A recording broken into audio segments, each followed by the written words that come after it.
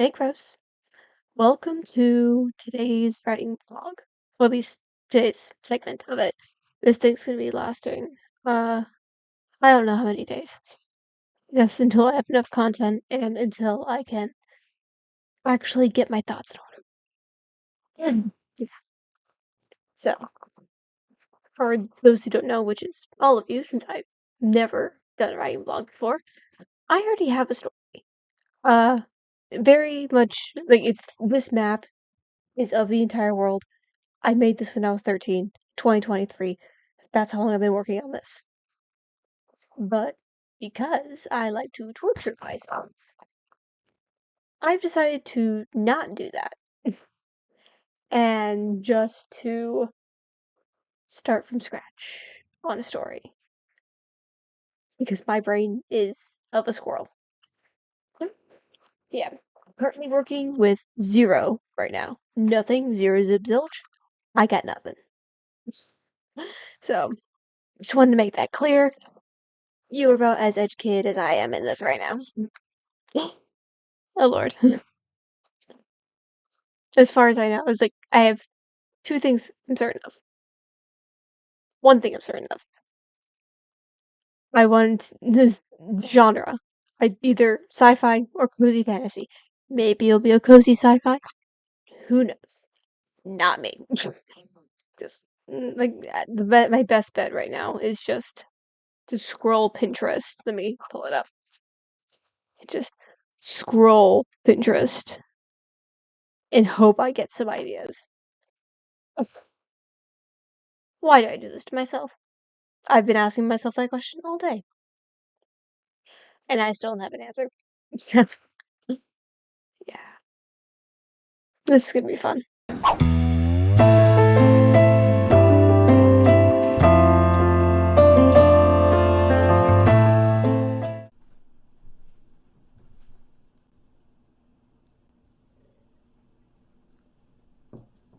Hey, welcome back, and welcome to Project Hydna. Project Hydna is what I'm going to be calling this story for now as a placeholder, because I don't have the brain power to come up with a name right now. And it's going to be an encyclopedia, fictionally, of a planet. So I can combine the sci-fi aspect still, but do a lot of world building, which is my favorite thing to do, ever. Yeah. So, last night, I went on Pinterest and made a board, which is also a great thing I love doing. And it didn't get too far, but it's a lot of concept art. Of, like, landscaping and some animals, and I picked out 2 color palettes. That's not one of them. That's a cute animal that I love. Yeah. I picked out 2 color palettes I could do. We could either go full fantasy, sci-fi, fully delve into the stereotype, into the blues and purples and pinks, which is very vivid, very nice, but also very stereotypical, which isn't a bad thing. It's stereotypical for a reason. People like it. I like it. It's very pretty. It's a lovely combination on the eyes. But there was another one that I liked, piqued my interest because of the contrast. Let me find it. This one. The reds and the whites, and it's so pretty, and it's like a snow.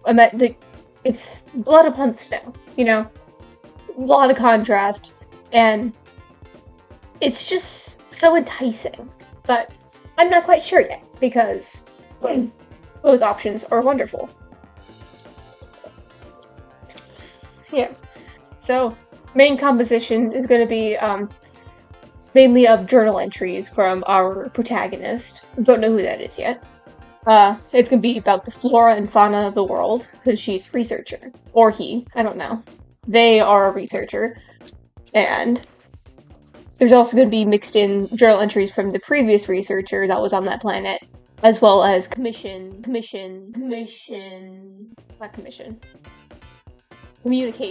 yes, that word.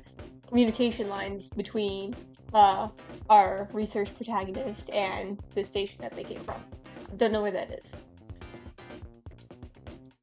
Another thing is to figure out what year it is, because this is sci-fi place in the future. We need a year. I don't know what this year is. I'm hoping you guys can help me with that. So, leave a comment in the comment section. Give me some suggestions for years. Could be way, way far in the future, like 4273. Or it could just be a little bit more closer, like 2145. It could be anywhere. And your feedback is really appreciated. I'm being totally honest here. I have no clue. But for the stuff I do have a clue of, we can jump over here to Milanote, which is my favorite way to organize stuff for projects. Absolute favorite. It's so streamlined and simple, but you can do so much with it. And as you can see, I didn't spell it how you normally spell Hydna. It's HYND-4, which is named after the star that it rotates around.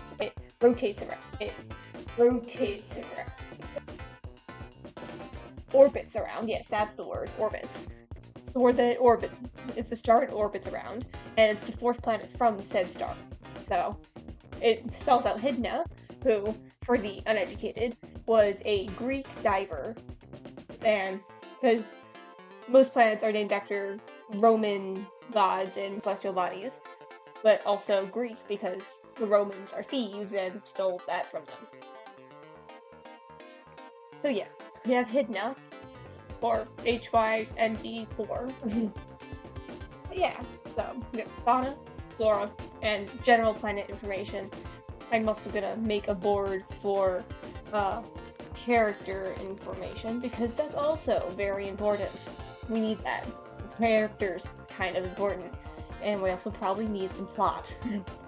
Because something I've always seen about people who read cozy fantasy or these encyclopedia type books is that they like that it's like chill, but it doesn't have enough plot for them. Like, I want to be able to get a good balance of the discovery and information encyclopedia based knowledge plus the adventure and general plot that a normal story has.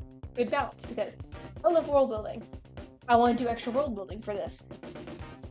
You have to flesh out every creature, every plant, the general atmosphere. And because Hydna in Greek history was a diver, this is going to be majority water for the planet. So if you go to general planet information, I can pull out a note. And the Earth is, on average, about 71% water. So we're going to make Hydna a lot more. I'd say maybe, let's start with, planet is 92% water, which leaves a lot less land space, but so much more like aquatic life we can discover. And that does give some great plot points for the story as well. So that's wonderful. And yeah, I'm going to replace planet with, Hydna, because that's what the planet's called. Hydna. That's not how you spell Hydna. Hydna. There we go. 92% water. And I am so excited to start fleshing all of this out. It is going to be so fun. And I'm excited for you guys to come along with me on this journey. I hope you've enjoyed the vlog so far. And if you have, make sure to subscribe, like, and hit the notification bell so you don't miss when I post it. Because then maybe you'll miss out on more information on Project Hydna. You never know. Cheers.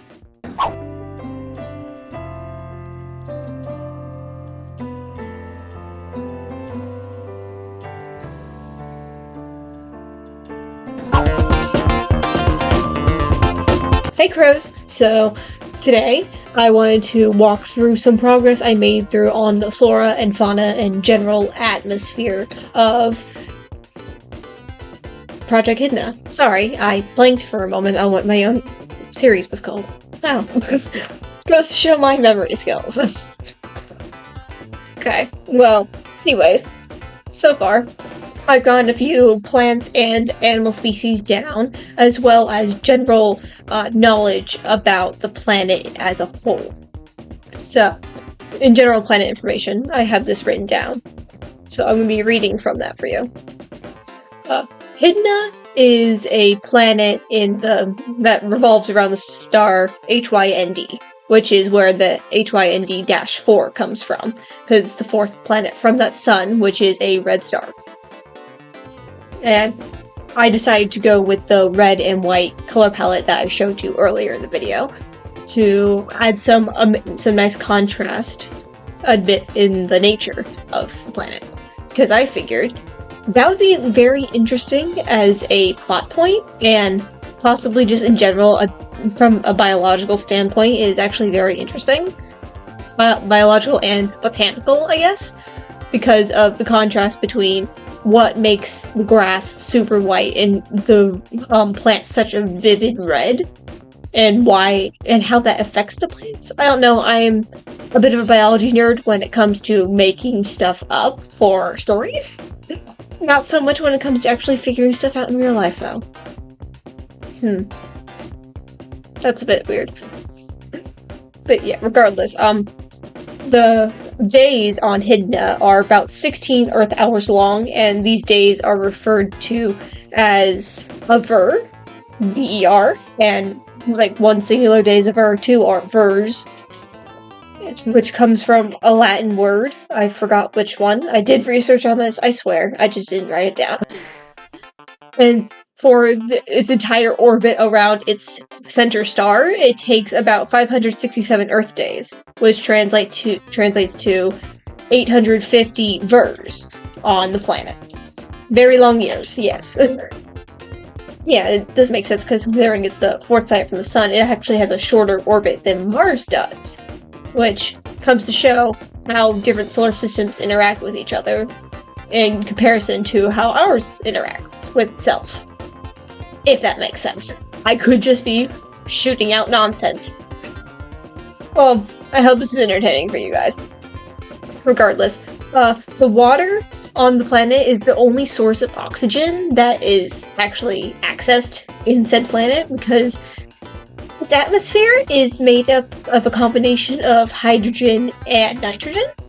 And for those who don't know, that combination makes ammonia. So if you take off your spacesuit while on this planet, you will possibly go blind, have respiratory failure, and die. So I guess you wouldn't have to worry about being blind, considering you'd get severe burns to everywhere else on and inside you. So yeah, keep your suit on. And the water, even though it has oxygen in it, it is a deep red. That doesn't really concern oxygen, but it's caused that way because of a mass amount of algae, carnivorous algae, actually, which feasts on small fish that live in its waters. Yeah, my dad was terrified when I told him about that when I was brainstorming. Yeah, his reaction was priceless. Loved that. Yeah. It was really, really fun to see his reaction for that. Yeah. The solar system in itself is about 22 light years from Earth, which does mean I need to figure out how to get these guys to travel at my book's version of hyperspeed. I don't know how I'm gonna do that. That's a problem for future me. But yeah, that's gonna be interesting. The overall settlement is called the Cyclone Settlement. Sion? I have no idea how you pronounce it, but it's circling back to Hydna of Sion. I think that's how you pronounce it.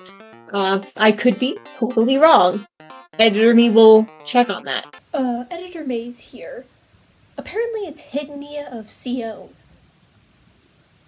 How did I manage to get the whole thing wrong?